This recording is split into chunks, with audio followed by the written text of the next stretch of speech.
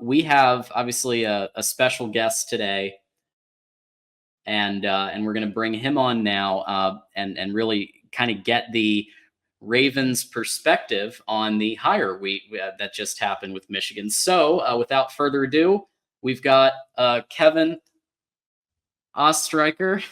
There you go. There you go. Ravens Wire, Locked on Ravens. Kevin, thanks for joining Michigan Wolverines Live. Yeah, thanks for having me. I think Michigan got this one right. I know that it wasn't a great end of the tenure in New York with Don Martindale, but from my experience covering him and everything that he brings to the table, I think Michigan is going to be very happy with what he brings here. Absolutely. So, for those of you who have been living under a rock, there's been some changes on Michigan's defensive staff, given the fact that almost everybody has decided to go to the NFL, with either Jim Harbaugh or, in one instance, Jay Harbaugh decided to go with Mike McDonald to the Seahawks. So Sharon Moore had to do something, right? Because he had literally no one on defense. Clinkscale decided he was going up. So Wink Martindale had been discussed for the Cowboys job. And then I think it went to Mike Zimmer. Yeah. I think Mike Zimmer is being talked about. So the fact that Wink Martindale would even consider Michigan after being a huge defensive coordinator at both stops, I think that speaks to the Harbaugh tree continuing, even though Jim Harbaugh isn't even there. Kevin, what do you think he was thinking? I mean, I can't ask you to get inside his head, but I mean, he clearly saw Michigan as an interesting opportunity. So I'd love to just understand that a bit. Yeah, well, I mean, first of all, these are the national champions, obviously. So when you're making a jump from the NFL to a college level program, obviously you want to go to a place, if you're as accomplished as Don Martindale and you have all that NFL experience, you're not going to settle for just any job, right? And I know that with the ever so shuffling that Michigan's had to do on their staff since Jim Harbaugh went to Los Angeles, this was a perfect opportunity. And it really, all the other coordinator positions across the NFL right now, there are barely any left, if at all. So Martindale was kind of left out of the cycle in terms of getting back in to a defensive coordinator spot. And I would have been pretty shocked if he had taken, I guess, a demotion in position and go back to a positional coach. He's just too accomplished as a defensive coordinator to do that. So you go to obviously one of the top programs in college football. And I think it's a good fit for him because now he has an opportunity to, again, put his own touches on that program and the defense that, was Mike McDonald and then Jesse Minter. And now you have Don Martindale, all Ravens connections. So it's another Michigan to Ravens to Michigan pipeline that I think will start to dry up a tad because Jim Harbaugh's not there anymore. But we're still going to have some Ravens blood within that Michigan organization and that Michigan program. Absolutely. And, I think it's interesting because you've seen, covering the Ravens, you've seen not only Wink, aka Don Martindale, but you've also seen his proteges, Mike McDonald and Jesse Minter, as they went through and kind of learned from Martindale, learned this system, and they've kind of instituted this 4-2-5 kind of multiple defense at Michigan. So now we've had the proteges. Now we're getting the sensei, right? So walk me through, because obviously we know he is longtime defensive coordinator. He was at Western Kentucky, coached under a guy named Jack Harbaugh. And so that was 20 some years ago. He goes to the Ravens. Kevin, I'd love to just understand what that was like, obviously as a linebackers coach and then eventually becoming defensive coordinator.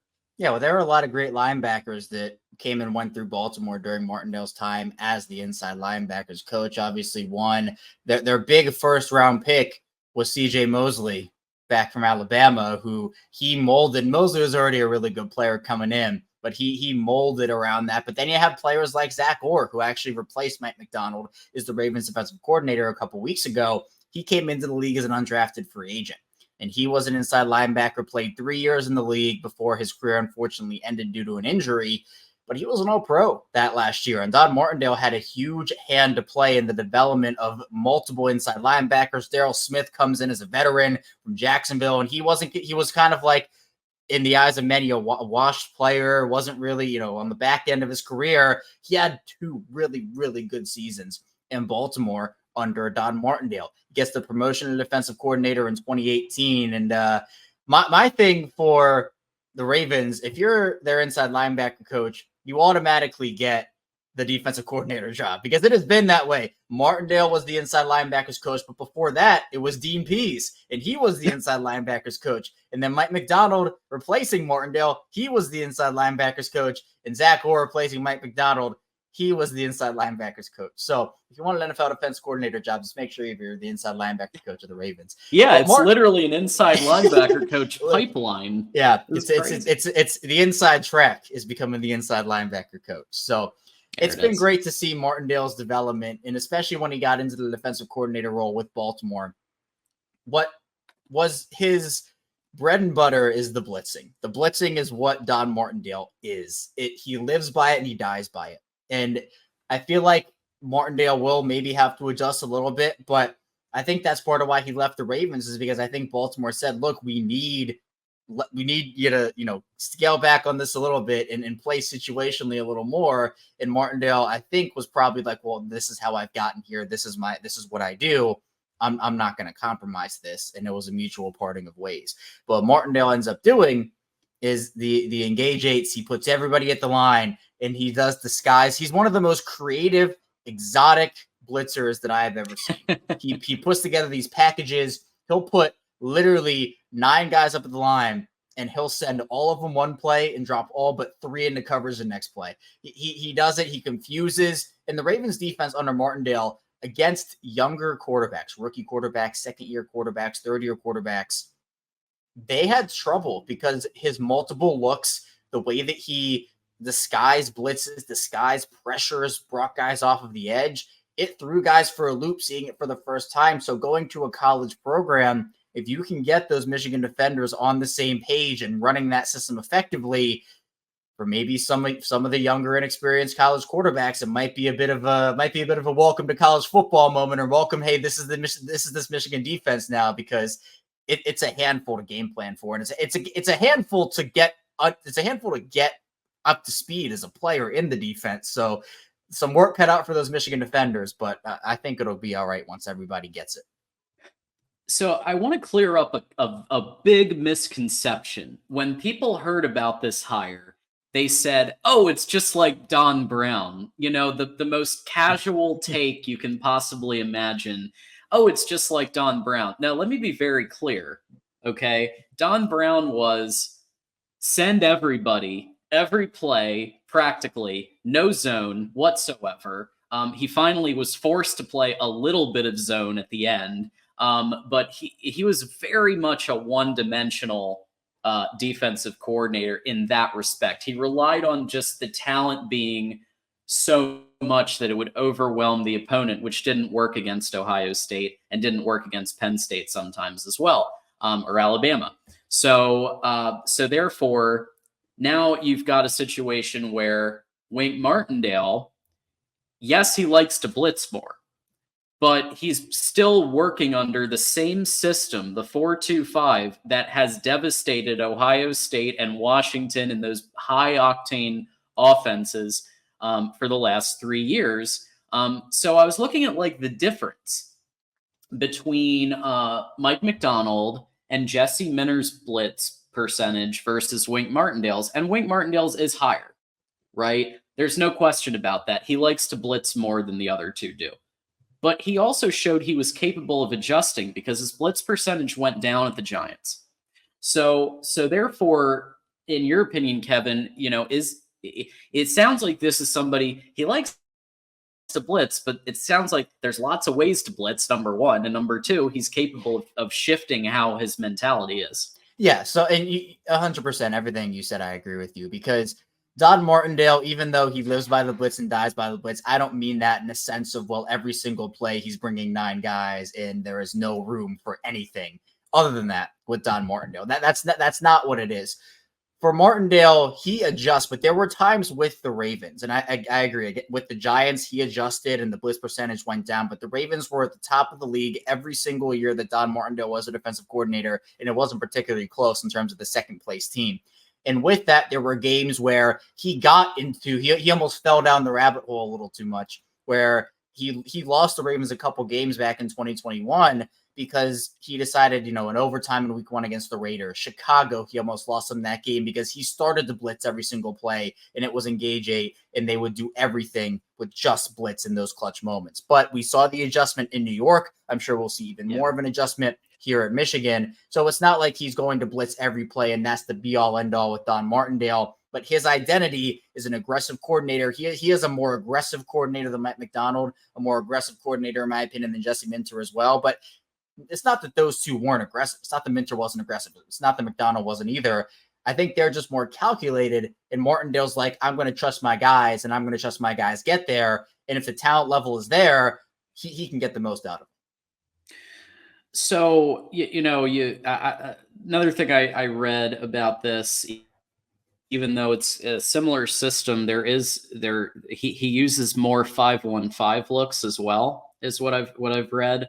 So it sounds like there might be a little bit more of that, and just some differences from what Mike Macdonald and Jesse Minter did. But you're not going to be seeing a wholesale, like, if you're used to Mike Macdonald and Jesse Minter, it sounds like, Kevin, you're not going to be seeing a completely different defensive situation in 2024 with Don Martindale, right? Like, it seems like it's going to mostly carry over.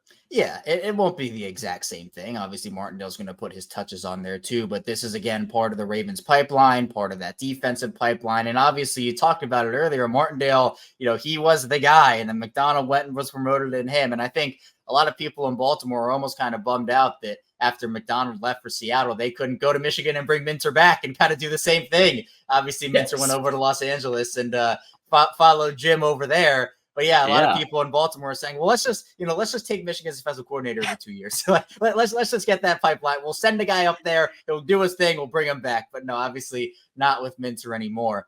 But it is going to be interesting how Martindale adjusts readjusts. He's been there before, to the college game and everything that goes with it, because I think there is going to be a learning curve for his defense. But I think once everything clicks into place for those guys, it's not like they're putting in a whole new system. It's not like they're bringing in a whole different coordinator and they're going to have to spend, the spring and getting ready for the season, learning a whole new defensive system. There will be nuances here and there that'll be different, that'll have to be adjusted to. But for the most part, Martindale will give them a lot of looks that Macdonald had, that Minter had. And I don't think it'll be that big of an adjustment. But obviously, since it's not Minter's defense and he's gone, you're going to have to adjust a little bit. So Greg Scruggs, who has been with Luke Fickell now for a couple of years with Cincinnati, as well as, of course, the Wisconsin Badgers. Did spend a year at the New York Jets, kind of in between those, but did join Luke Fickell and his staff at Wisconsin. Now is coming to, allegedly, the deal is not finalized as of right now, but is coming to Michigan. This is huge for a couple of reasons. He's a great recruiter, right? Was able to recruit, defensive players that helped get Cincinnati to be in the playoffs. Cincinnati in the playoffs? It happened. And I think a big part of that reason was Greg Scruggs and his recruiting. So congratulations. A couple of days ago, it was like drop everything, hit the panic button. And then Michigan, Sharon Moore goes and hires one of the most experienced, defensive coordinators on the planet, who knows the Ravens system because he ran the Ravens system. And he was the sensei for our two very successful last DCs, Mike Macdonald and Jesse Minter. And I believe he's going to continue the success that Michigan has been having on defense. With this hire here, we shore up the defensive line, which really, let's be honest, some of these players like the Mason Grahams of the world, they need that little bit of motivation, but let's be real. They're already pretty damn good. What I'm thinking about is how like the depth and the recruiting that comes after them can now be coached up at the highest level with Greg Scruggs. So coming up next, linebackers coach and secondary coach. So they need to hire those. Now, I will say that there is, of course, the possibility that Wink Don Martindale himself coaches the linebackers. He is a former linebackers coach, as we talked about at the Ravens. That is an option, right? There have been defensive coordinators that also coach a position group. Same with offensive coordinators.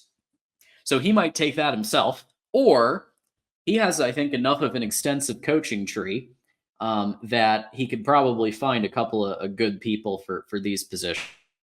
So I think he's going to be trusted to be the head coach of the defense, and Sharon Moore and Kurt Campbell will focus more, I think, on offense. So as far as I'm concerned, I think Michigan's pretty set at this point. Hire these two, you're good to go. And so I think Michigan's in a really good position to be successful on defense. I think Kurt Campbell was the right hire at offensive coordinator. He's called plays before. He is quarterback coach. He knows these quarterbacks, and he's going to run a lot. I mean, he said himself, yeah, he's a quarterbacks coach, but he also loves the run because then it sets up his quarterbacks for success. So don't expect that all of a sudden Michigan's going to turn into Ohio State and be ridiculously pass happy. There's still going to be a lot of running, but I do think you'll see Kurt Campbell design some routes and some things that you haven't seen yet to showcase his quarterbacks that he's been coaching up.